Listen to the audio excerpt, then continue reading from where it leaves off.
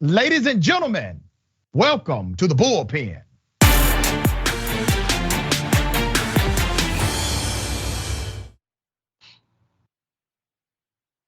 Yeah, he's back. We have Professor John Burnett, Managing Director of One Empire Group, Political Strategist, and NYU Adjunct Assistant Professor. Brother, good to have you back on the show. How are you? I'm doing well. Good to be back.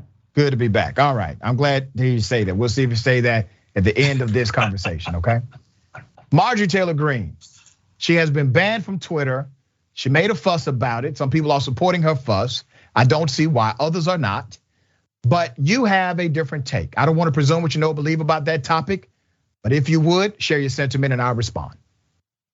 You know, I don't like bans, and I certainly don't like companies or the government cherry picking who they take action against. Whatever rules that are established should be equally applied. And I look forward to debating this issue with you for the duration of the program. Okay. Do you and I agree that constitutionally, Twitter and other platforms that deplatform you are not violating the US Constitution? Do we at least agree on that premise?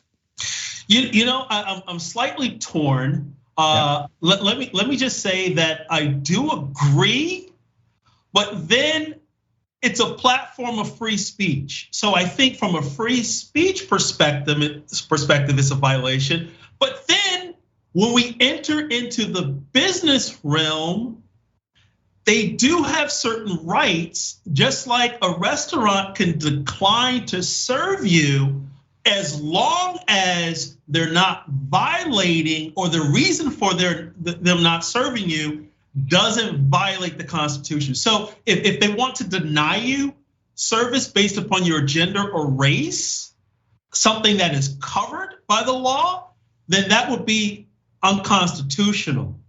If they want to ban you or not serve you based upon a category that's not constitutionally covered, then technically it is permissible. All right, so we do know that, this is advanced level here on Indisputable. So we know that, we know generally the rules are you cannot discriminate against someone because of a protected classification they may have, and your gender, race, etc. Those are protected classifications. So let's be clear about Marjorie Taylor Greene.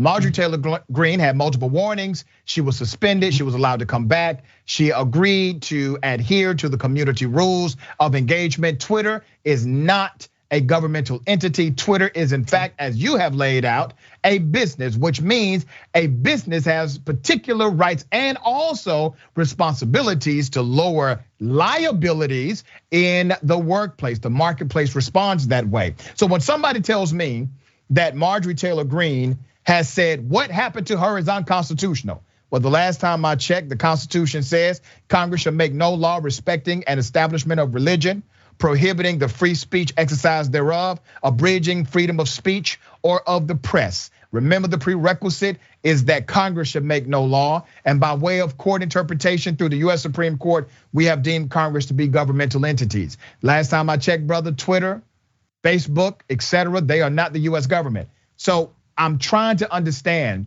how are you all defending a Marjorie Taylor Greene and others who are saying, well, woe is me, they've kicked me off of their private consumer platform because I violated their consumer standards? How is it an issue with the Constitution or an issue with just good common sense? Tell us. Well, I'm not defending anyone. Let's just make sure those facts are straight. Just want to make sure that I contextualize your question. And I would go as far as to say, I don't think that the argument or counter argument should be based on constitutional law. I think where she may have a point, or others who support what she claims, I think how the rules are applied. I think that's where there's a stronger argument, because there's people on the same topics, whether you want to pick elections or if you want to pick COVID rules and regulations. There are people on both sides of the political spectrum, people in Congress, as well as even as of late, SCOTUS members have touted false information, gross exaggeration of facts to the point where even the CDC had to step in and correct justices. So, okay, so there are people on both sides. So I think what she's saying and others are saying would be better served, right? If they actually say, whatever your rules are, Twitter, Facebook, make sure that you apply them without prejudice. Okay, so let me go to what you're saying, Professor, because I think this is really important. Because that's not what they are saying. They are not saying equally apply all of your rules. They are in fact saying it's unconstitutional to deplatform them. And I'll give an example. Trump released a tweet after he sued Facebook and Twitter, and it said that they were engaged in, and I quote, unconstitutional censorship, and then adding that if they make a contribution, it will have 5 times the impact right now if they give money. So we see the real strategy behind this. They are making a claim that this is unconstitutional. You have said on this show, you disagree with that claim. So you disagree with the claim that has been filed as the class action lawsuit against these social media companies. And I'm not a defender of these social media companies, but I do think it's ridiculous that you all want less regulation in the marketplace generally. And then when it doesn't fit your particular narrative, you want massive regulation when they do something as common sense as kick somebody off of Twitter who may be adversarial to science, who may use the N-word, who may engage in sexism. You all found a problem with that and call it a violation of free speech when it is not a constitutional violation. Well, let me just make sure I clarify what my statement is. What I'm saying is that I think the stronger argument in terms of social media companies' prejudice when it comes to how they enforce their rules and regulations. I'm not a constitutional lawyer. I'm a businessman and a business professor. However, I would say that someone could possibly make an argument that someone's ability to express their opinions in terms of free speech is being muffled, especially when they allow opposing ideology to say whatever they want in but brother, I want you to understand this. So I think the sub point or second point could be made in terms of violation of free speech, but I think the number one issue is that they're not holding both sides to the same standard. So if the rules apply to everyone indiscriminately, if it applies to everyone equally, then there is no injustice. And justice occurs when there's prejudice and the enforcement is not equal. Professor, I appreciate your sentiment. So I definitely need time to go back and forth with you because we have limited time on the show. You actually disproved your own conclusion in the journey of your narrative, and I'm going to show you where. You agree that private companies have the right to refuse business, refuse service, except in cases of a protected designation. We all agree to that. That's one thing, that's one point you've made on the show.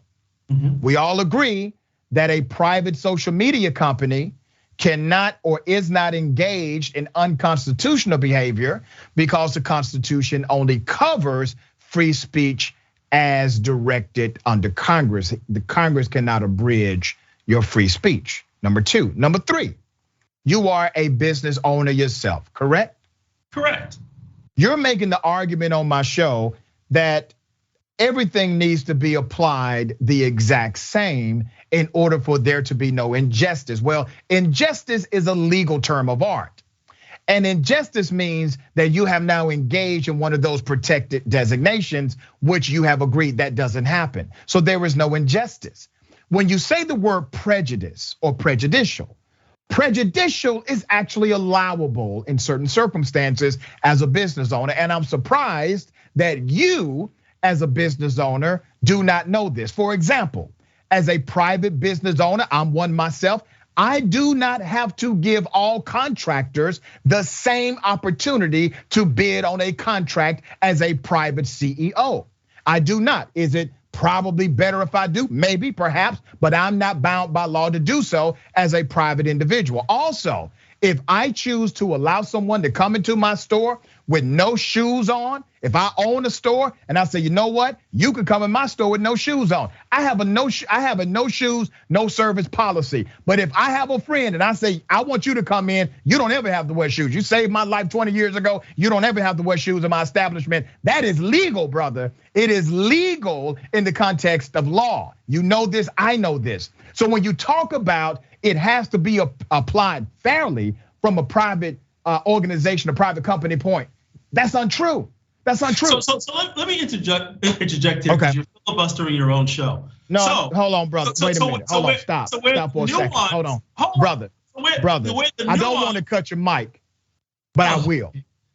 But Professor, I'm going to say something. Brother, you have freedom. Professor, this is your show, right? I'm going to say something to you. This show is commercial, and I probably so you have the opportunity to do that. You're afraid to allow me to respond to your insult, but I will. So let me get to my Professor, point. You're not going to get to your point, brother, until I make mine. Are you finished? No. Okay, let me know when I can speak. I absolutely will. I invite you to this platform, and this is the third time you have insulted me on the platform. No. The first 2 times I let it go. So we're making this the show time I will not. Okay. I'm not. Let's make the show about you and not the principal. No problem. Brother, I will refuse. I refuse to allow you to disrespect this platform. It's too important to those that care about truth.